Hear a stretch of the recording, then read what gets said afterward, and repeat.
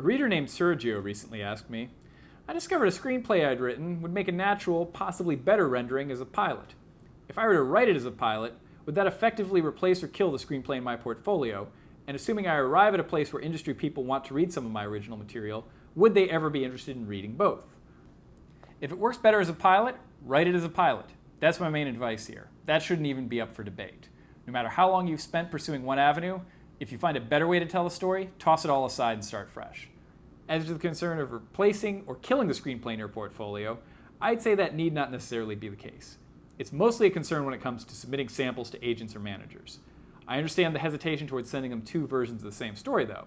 If it was me and the prospective rep in question let me know he was interested in reading TV or film, I'd send him the pilot and let him know that a feature version also existed.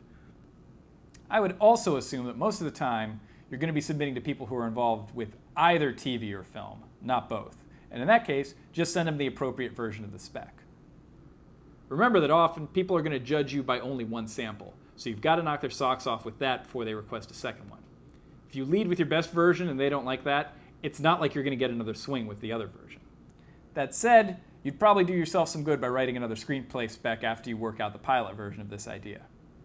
Now, this isn't a problem I hear much about, so I'm interested if anyone else has first-hand experience with something like this. So drop those stories in comments. Don't forget to subscribe.